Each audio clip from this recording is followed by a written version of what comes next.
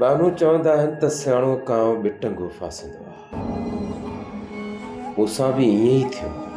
सालार तूं परेशान न थी।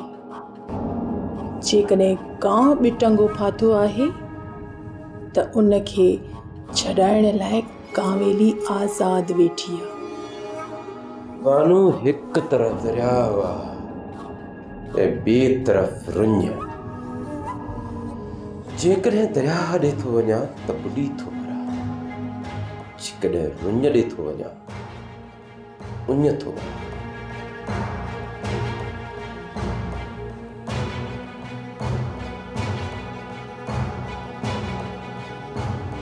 तोखे केॾांहुं बि वञण जी ज़रूरत न आहे। दरिया ऐं रुञ में रस्ता ठाहिण मूंखे चङी तरह ईंदा आहिनि। जेकॾहिं गिरफ़्तारी थो ॾियां सॼी उमिरि टीप अची वेंदी। जेकॾहिं रूपोश थो थिया त दरबदर थी वेंदुसि। सालार मुंहिंजी हिकिड़ी ॻाल्हि गौर सां ॿुध। कीअं बि करे महरूअ खे तलाक ॾियाराए। ईअं करण सां छा थींदो? ईअं करण सां महरूअ जा निकम्मा सावरा न पर असां हुन जा वारस थींदासीं। ॻाल्हि सम्झ में आई? ॻाल्हि त कुझु कुझु शैतानी खोपड़ीअ में अची वई आहे। वॾो चालाक आहे, जल्दी सम्झी थो वञे। पर महरूअ खे उफट माराईंदासीं त दुनिया छा चवंदी? त सालार पैसनि जे लालच में अची भेण खे माराए छॾियो। सालार खान, इहो नेकीअ जो कमु तूं छो कंदो? पोइ बाक़ी केरु कंदो? उनखे मारण लाइ मां जो वेठी।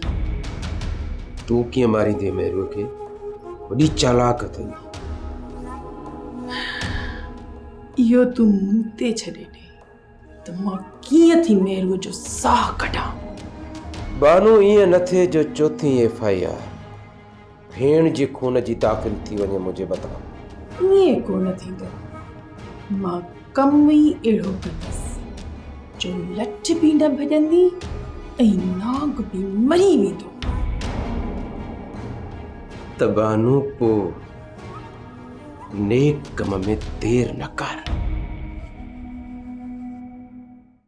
सोप सीरियल सिंध ॼाई तमाम एपिसोड्स ॾिसो हाणे HD क्वालिटीअ में। विज़िट करियो असांजो YouTube channel Sindh TV HD drama. Subscribe कयो असांजो official YouTube channel Sindh TV HD drama ऐं वधीक अपडेट लाइ बेल आइकन खे क्लिक करियो।